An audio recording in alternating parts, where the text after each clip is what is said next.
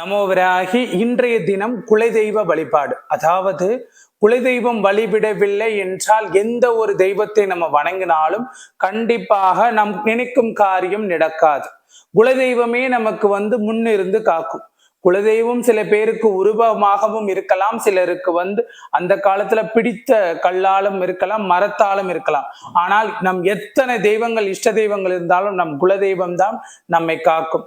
இந்த குலதெய்வ வழிபாடை நம்ம எப்படி பண்ணணும்னா, சில பேர் அந்த மாசி சிவராத்திரி அன்று மட்டும்தான் நம்ம குலதெய்வம், அதாவது நம்ம குலதெய்வம் ஆணாக இருந்தால் அமாவாசையிலும், பெண்ணாக இருந்தால் பௌர்ணமி திதியிலும் வழிபாடு செய்யணும். குலதெய்வம் திருவுருவ படம் இருந்தால் திருவுருவ படத்தை வச்சுக்கலாம், அப்படி இல்லைன்னா விளக்கேற்றி நம்ம வழிபடணும். நம்ம எந்த ஒரு விசேஷம் பண்ணாலும் சரி, நம்ம எந்த ஒரு பூஜை பண்ணாலும் சரி, குலதெய்வ வழிபாடு ரொம்ப ரொம்ப முன்னே பண்ணணும்.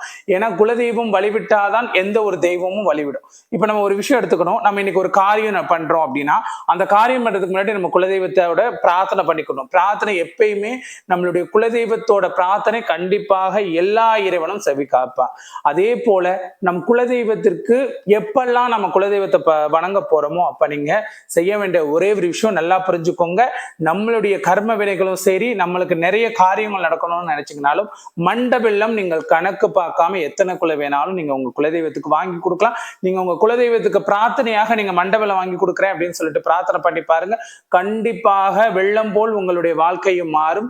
இதை நீங்க செஞ்சு பார்த்துட்டு மறக்காம கமெண்ட் பண்ணுங்க. அது மட்டும் இல்லாமல் குலதெய்வ வழிபாடு நம் எல்லாருக்கும் முக்கியமாக எந்த ஒரு காரியத்துக்கும் தேவைப்படும். நீங்கள் வீட்டிலே உங்கள் குலதெய்வ வழிபாடு நீங்க செய்து பாருங்கள். நீங்கள் எடுக்கும் அத்தனை காரியங்களுக்கும் கண்டிப்பான முறையில உங்களுடைய காரியம் சித்தியடையும்.